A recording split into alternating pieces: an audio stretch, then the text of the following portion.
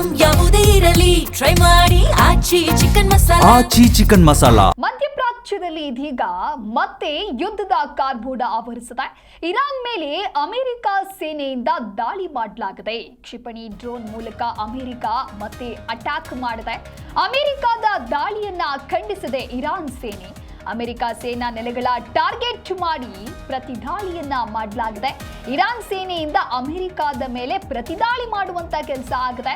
America ಮತ್ತು Iran ನಡುವಿನ ಸಂಘರ್ಷ ಇದೀಗ ಮತ್ತೆ ಪುನರಾರಂಭಗೊಂಡಿದೆ. ಅಮೆರಿಕ ವೈಮಾನಿಕ ದಾಳಿ ನಡೆಸಿದ ಬೆನ್ನಲ್ಲೇ ಇರಾನ್ ಬಹರೇನ್ ಮತ್ತು ಕುವೈತ್ನಲ್ಲಿರುವಂತಹ ಅಮೆರಿಕದ ಸೇನಾ ನೆಲೆಗಳನ್ನ ಗುರಿಯಾಗಿಸಿಕೊಂಡು ಕ್ಷಿಪಣಿ ದಾಳಿಯನ್ನ ನಡೆಸಿದೆ. ಇದರೊಂದಿಗೆ ಮಧ್ಯಪ್ರಾಚ್ಯದಲ್ಲಿ ಇದೀಗ ಉದ್ವಿಗ್ನತೆ ಮತ್ತಷ್ಟು ಹೆಚ್ಚಾಗಿದೆ. ಇನ್ನು ಅಮೆರಿಕ ಅಧ್ಯಕ್ಷ ಡೊನಾಲ್ಡ್ ಟ್ರಂಪ್ ಅವರ ಮಾತುಕತೆ ವಿಫಲವಾಗಿದ್ದು, ಇದಕ್ಕೆ ಬೆಲೆ ಇರಾನ್ ಕಟ್ಟಲೇಬೇಕು ಅಂತ ಹೇಳಿ ಎಚ್ಚರಿಕೆಯನ್ನ ನೀಡಿದ್ರು. ಆ ಒಂದು ಎಚ್ಚರಿಕೆ ನೀಡಿದಂತ ಕೆಲವೇ ಗಂಟೆಗಳ ಬಳಿಕ ಅಮೆರಿಕ ಸೇನೆ ಇರಾನ್ನ ಹಲವು ನೆಲೆಗಳನ್ನ ಗುರಿಯಾಗಿಸಿಕೊಂಡು ಹೊಸ ದಾಳಿಯನ್ನ ನಡೆಸಿದೆ.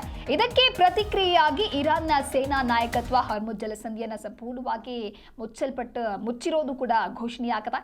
ಜಾಗತಿಕ ತೈಲ ಸಾಗಣೆಯ ಪ್ರಮುಖ ಮಾರ್ಗವಾಗಿರುವಂತಹ ಈ ಜಲಸಂಧಿಯ ಬಂದ್ ನಿರ್ಧಾರವು ವಿಶ್ವದ ಇಂಧನ ಮಾರುಕಟ್ಟೆಯಲ್ಲಿ ಇದೀಗ ಮತ್ತಷ್ಟು ಆತಂಕ ಸೃಷ್ಟಿಸಿದೆ. ಇನ್ನು ಮಧ್ಯಪ್ರಾಚ್ಯ ಯುದ್ಧ ದಿನದಿಂದ ದಿನಕ್ಕೆ ಇದೇ ರೀತಿಯಾದಂತಹ ತೀವ್ರ ಸ್ವರೂಪ ಪಡೆದುಕೊಳ್ತಾ ಇತ್ತು. ಆ ಎಲ್ಲ ಬೆಳವಣಿಗೆಗಳ ನಡುವೆ ಡೊನಾಲ್ಡ್ ಟ್ರಂಪ್ ಅವರು ದಿನಕ್ಕೊಂದೊಂದು ಹೇಳಿಕೆಗಳನ್ನ ನೀಡ್ತಾ ಇದ್ರು. ಇನ್ನು ನಮ್ಮ ಬಳಿ ಒಪ್ಪಂದ ಆಗದೆ ಇರಾನ್ ಹಾಗೆ ಅಮೆರಿಕ ಅಥವಾ ಇಸ್ರೇಲ್ ಅನ್ನುವಂಥ ವಿಚಾರವನ್ನು ಪ್ರಸ್ತಾಪ ಮಾಡಿದಾಗ ಮತ್ತೆ ಯಾವುದೇ ರೀತಿಯಾದಂತಹ ದಾಳಿ ಪ್ರತಿದಾಳಿಗಳು ನಡೆಯುವುದಿಲ್ಲ ಅನ್ನುವಂಥ ಒಂದು ಸ್ಟೇಟ್ಮೆಂಟ್ ಕೆಲವೊಮ್ಮೆ ನೀಡ್ತಾರೆ.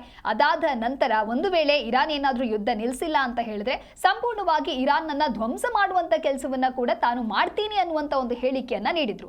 ಆದ್ರೆ ಈಗ ನೀಡಿರುವಂತ ಎಚ್ಚರಿಕೆ ಏನಿತ್ತು, ಆ ಒಂದು ಎಚ್ಚರಿಕೆ ನೀಡಿದ ಕೆಲವೇ ಗಂಟೆಗಳ ಬಳಿಕ ಅಮೆರಿಕ ಸೇನೆ ಇರಾನ್ನ ಹಲವು ನೆಲೆಗಳನ್ನ ಗುರಿಯಾಗಿಸಿಕೊಂಡು ಹೊಸ ದಾಳಿಯನ್ನ ಮಾಡಿದೆ.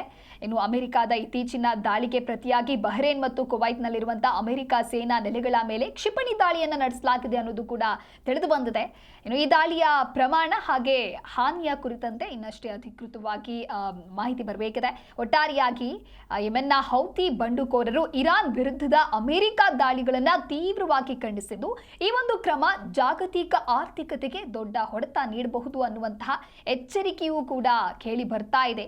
ಅಮೆರಿಕದ ದಾಳಿಗಳು ಇರಾನ್ ಜನರ ಸಂಕಲ್ಪವನ್ನ ಕುಗ್ಗಿಸೋದಕ್ಕೆ ಸಾಧ್ಯ ಇಲ್ಲ. ಬದಲಾಗಿ ಈ ಯುದ್ಧ ಜಾಗತಿಕ ಪೂರೈಕೆ ಸರಪಳಿ, ಅಂತಾರಾಷ್ಟ್ರೀಯ ವ್ಯಾಪಾರ, ತೈಲ ಮತ್ತು ಇಂಧನ ಮಾರುಕಟ್ಟೆಗಳ ಮೇಲೆ ಗಂಭೀರವಾದಂತಹ ಪರಿಣಾಮ ಮತ್ತಷ್ಟು ಬೀರತ್ತೆ. ಒಟ್ಟಾರೆಯಾಗಿ ಮಧ್ಯಪ್ರಾಚ್ಯ ಮತ್ತಷ್ಟು ಆಳವಾದ ಬಿಕ್ಕಟ್ಟಿನತ್ತ ಹೋಗ್ತಾ ಇದೆ. ಇದರ ಪರಿಣಾಮ ಅನ್ನೋದು ಈ ಪ್ರದೇಶವನ್ನ ಮೀರಿ ಜಗತ್ತಿನಾದ್ಯಂತ ಕಾಣಿಸಿಕೊಳ್ತಾ ಇದೆ. ಸೀಮಿತ ಮಟ್ಟದ ಸಂಘರ್ಷ ಪೂರ್ಣ ಪ್ರಮಾಣದ ಯುದ್ಧವಾಗಿ ಮಾರ್ಪಾಡುವಂತಹ ಅಪಾಯ ಕೂಡ ಈಗ ಎದುರಾಗ್ತಾ ಇದೆ.